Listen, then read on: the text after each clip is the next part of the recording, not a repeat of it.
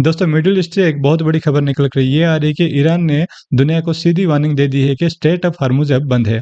अगर ये सच में ब्लॉक हो गया तो ग्लोबल ऑयल और गैस मार्केट में जबरदस्त शॉक आ सकता है। स्ट्रेट ऑफ हॉर्मुज एक स्ट्रेटेजिक मैरीटाइम चौक पॉइंट है जो पर्शियन गल्फ को गल्फ ऑफ ओमान और इंडियन ओशियन से कनेक्ट करता है। ये ईरान और ओमान के बीच में आता है। ये सिर्फ 33 किलोमीटर वाइड है। अपने नियरेस्ट पॉइंट पर दुनिया का लगभग 20% ऑयल सप्लाई यहीं से डेली पास होता है। एलएनजी यानी कि लिक्विड नेचुरल गैस का मेजर हिस्सा भी इसी रूट से एक्सपोर्ट होता है। Countries like Saudi Arabia, UAE, Iraq, Kuwait और कतार सबका ऑयल गैस इसी रूट से जाता है और इसके बिगेस्ट इंपोर्टर हैं India, China, Japan, south Korea. सब डायरेक्टली इंपैक्ट होंगे। ईरान के इस्लामिक रिवोल्यूशनरी गार्ड कॉर्प्स ने वार्निंग दी है कि कोई भी शिप अगर स्ट्रेट क्रॉस करने की कोशिश करेगा तो उसे डायरेक्ट अटैक किया जाएगा। यूएस कह रहा है कि लीगली इसको क्लोज नहीं किया जा सकता, लेकिन प्रैक्टिकली रियलिटी से अलग होता है। आप सोच कर देखिए, कोई भी शिप क्या रिस्क लेना चाहेगा इस रूट में जाने के लिए।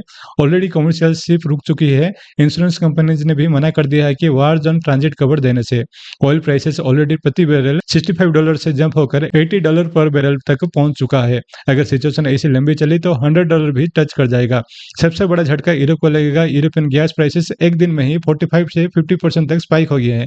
ये 2022 के बाद का सबसे बड़ा वन डे जंप है। कतर दुनिया का लगभग 20% एलएनजी एक्सपोर्ट करता है और इसका सारा एक्सपोर्ट स्ट्रेट ऑफ हॉर्मुज से ही जाता है। अब कतर ने प्रिकॉशन के तौर पर प्रोडक्शन टेम्परेरी के लिए रोक दिया है, इसलिए सप्लाई कम हो रहा है, डिमांड सेम है। रिजल्ट क्या होगा? प्राइसेस हाइक होने की चांसेस है। इंडिया एक मेजर ऑयल और गैस का इंपोर्टर है। अगर प्राइसेस हाई रहेंगे तो फ्यूल महंगे होंगे, इन्फ्लेशन बढ़ेगी, ट्रेड डेफिसिट प्रेशर में आ जाएगा। शॉर्ट टर्म में ये मैनेजेबल है, लेकिन लॉन्ग टर्म कॉन्फ्लिक्ट में ये रिस्की है।